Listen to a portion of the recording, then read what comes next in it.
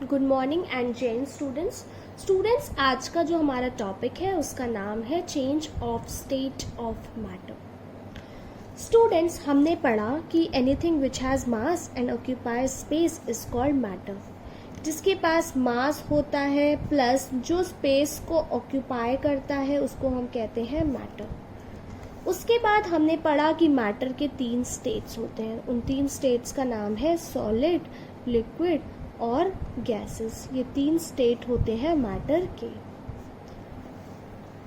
उसके बाद स्टूडेंट्स हम ये पढ़े थे कि कोई वो 3 बातें हैं जो ये डिसाइड करती हैं कि मैटर जो है वो उसका स्टेट सॉलिड होगा, लिक्विड होगा या गैसियस होगा।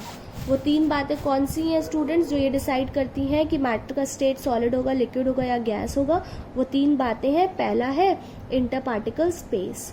पार्टिकल्स के बीच की जो स्पेस होती है वो डिसाइड करती है कि स्टेट ऑफ मैटर सॉलिड है, लिक्विड है या गैस है। दूसरा चीज जो inter particle force of attraction है, जो inter particle force of attraction है वो डिसाइड करता है कि जो पार्टिकल है उसका स्टेट सॉलिड होगा, लिक्विड होगा या गैस होगा। पार्टिकल नहीं, जो मैटर है, जो भी चीज है, मैटर है, उसका स्टेट सॉलिड होगा, लिक्विड होगा या गैस होगा। तीसरी चीज जो ये डिसाइड करती है उसका नाम है kinetic energy of particles. Kinetic energy of particles. तो ये 3 बातें हैं जो ये डिसाइड करती हैं कि whether the state of matter would be solid, liquid और गैस। ओके स्टूडेंट्स, उसके बाद स्टूडेंट्स हम ये पढ़ेंगे। आज का हमारा टॉपिक का नाम देख करके आपको समझ में आ गया होगा। हमारे टॉपिक का नाम है change of state of matter. इसमें हम ये डिसाइड करेंगे, हम ये पढ़ेंगे कि क्या हम मैटर के एक स्टेट से दूसरे स्टेट में उसको बदल सकते हैं। जी हाँ, हम मैटर को उसके एक स्टेट से दूसरे स्टेट में बदल सकते हैं। बहुत सारे फिजिकल प्रोसेसेस होते हैं इस काम को करने के लिए। किस काम को करने के लिए? मैटर के स्टेट को चेंज करने के लिए देयर आर मेनी प्रोसेसेस। बहुत सारे फिजिकल प्रोसेसेस हमें पढ़ने हैं। तो स्टूडेंट्स हम क्या करें कि हमारा जो मैटर का स्टेट है वो चेंज हो जाए। तो इसके लिए आपको एक बात हमेशा पूरे अच्छे से याद रखनी होगी कि आखिर मैटर का स्टेट कौन डिसाइड करता है। What decides the state of matter? Matter का स्टेट आखिर डिसाइड ही कौन करता है? तो 3 बातें मैटर का स्टेट डिसाइड करती हैं। वो 3 बातें कौन कौन सी हैं? अब वो है इंटर पार्टिकल स्पेस, यानी कि पार्टिकल्स के मैटर के जो पार्टिकल्स हैं उनके बीच की दूरी। दूसरा inter particle force of attraction, particles के बीच जो फोर्स ऑफ अट्रैक्शन है वो डिसाइड करता है।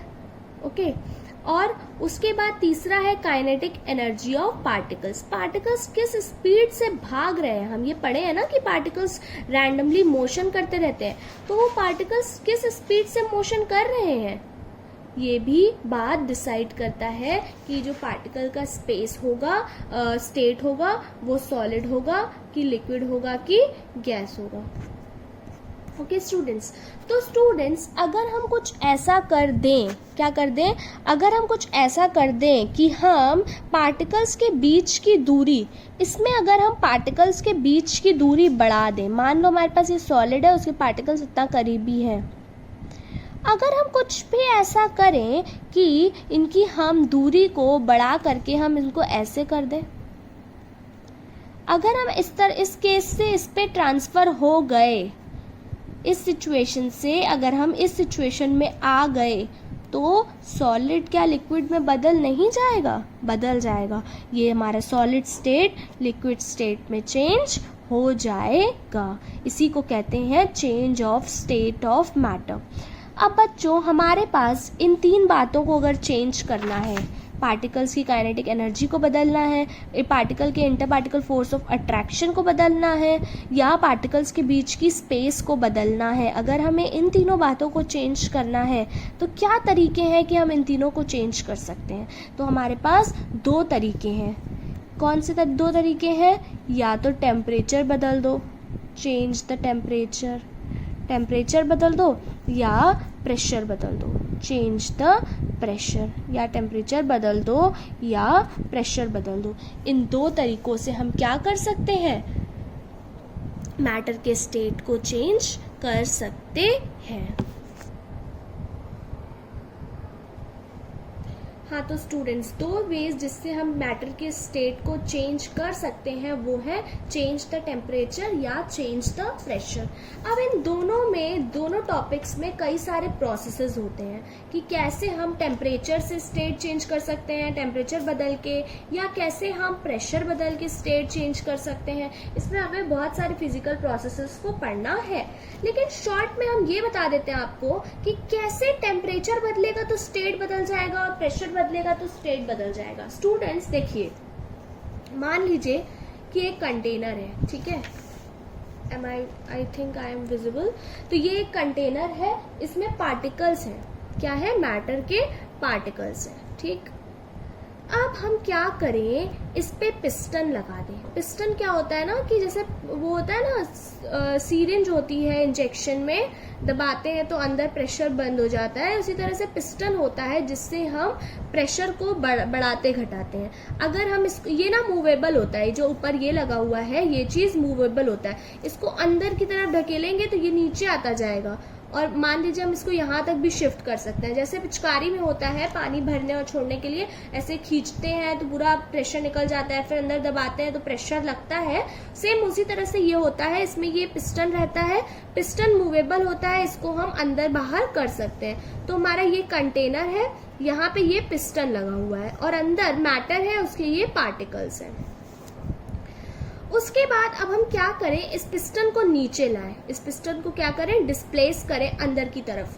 तो होगा क्या कि ये पार्टिकल्स के पास स्पेस कम होती जा रही है। पहले पार्टिकल्स के पास इतनी जगह थी, अब अगर ये पिस्टन इतना अंदर तक आ गया तो ये इतनी स्पेस बची पार्टिकल्स के पास, पहले इतनी जगह थी, अब पार्टिकल्स के पास इतनी स्पेस बची है, जगह कम हो गई है, तो पार्टिकल्स क्या करेंगे, कहीं भाग तो सकते नहीं है, तो पार्टिकल्स करेंगे क्या, अपने आप को करीब लाएंगे। जैसे 1 2 3 4 5 6 7 8 9 10 11 12 13 पार्टिकल्स थे, वो 13 पार्टिकल्स इतनी जगह में एडजस्ट होने की कोशिश करेंगे। 1 2 3 4 5 6 7 8 9 10 11 12 13। मान लीजिए ये गैस था, अब पार्टिकल्स इतने करीब हो गए हैं, तो क्या ये लिक्विड नहीं हो जाएगा। पार्टिकल्स, जैसे जैसे पार्टिकल की स्पेस कम होती है तो वो क्या होगा, गैसेस से लिक्विड की तरफ जाएगा। अब अगर हम इसमें और स्पेस को करीब करें, इस तरह से कर दें कि पार्टिकल्स को चिपकना पड़े एक दूसरे से क्या करना पड़े, पार्टिकल्स को चिपकना पड़े, तो वो लिक्विड से कहाँ चला जाएगा, सॉलिड में चला जाएगा। तो क्या ये स्टेट का चेंज नहीं है, ये स्टेट का ही तो चेंज है। तो इस तरह से प्रेशर को हम चेंज करके मैटर के स्टेट को चेंज कर सकते हैं। उसी तरह से मान लीजिए हमने टेम्परेचर बढ़ाया, क्या किया, उसी तरह से मान लो कि हमने टेम्परेचर को इंक्रीज किया, क्या किया, इंक्रीज किया। तो मान लो ये सॉलिड था हमारे पास, ठीक है, ये सॉलिड था, तो इसमें क्या होगा, ये पार्टिकल्स बहुत एक दूसरे से करीब होंगे। अब हमने टेम्परेचर को बढ़ाया तो इनको पार्टिकल्स को क्या मिली, हीट एनर्जी नहीं मिली, इन पार्टिकल्स को क्या मिली, एनर्जी मिली। भले ही वो एनर्जी हीट के फॉर्म में मिली, लेकिन एनर्जी मिली ना। अब एनर्जी मिली तो ये पार्टिकल्स मूव तो हो ही रहे थे, जैसे हमने पढ़ा है कि ये रैंडमली मूव करते रहते हैं। जो पार्टिकल्स हैं वो रैंडमली क्या करते रहते हैं, मूव करते रहते हैं। तो अब ये क्योंकि मूव करते रह रहे हैं और इनको अब हमने एनर्जी दे दी, तो ये पार्टिकल्स क्या करेंगे, और तेजी से मूवमेंट में आ जाएंगे, और तेजी से मूवमेंट में आ जाएंगे, उनकी काइनेटिक एनर्जी बदल गई, काइनेटिक एनर्जी बदल गई। मूव करने की वजह से एक दूसरे से दूर चले जाएंगे, और दूर जाने की वजह से इनके बीच का फिर से स्पेस में चेंज आ गया, काइनेटिक एनर्जी में चेंज आ गया, स्पेस में चेंज आ गया, और जैसे जैसे ये दूर जाएंगे इनके बीच का फोर्स खत्म होता जाएगा, धीरे धीरे घटता जाएगा। तो काइनेटिक एनर्जी में चेंज, स्पेस में चेंज, फोर्स में चेंज, तीनों बातों में जब चेंज आ ही गया तो क्या स्टेट चेंज नहीं हो जाएगा, हाँ स्टेट चेंज हो जाएगा। तो बच्चों ये था जिसमें हमने ये पढ़ा कि कैसे हम प्रेशर और टेम्परेचर से स्टेट को बदल सकते हैं। ओके, नाउ अब हम लोग नेक्स्ट लेक्चर में पढ़ेंगे कि कौन कौन से वो मेथड्स हैं जिनसे स्टेट को चेंज किया जा सकता है।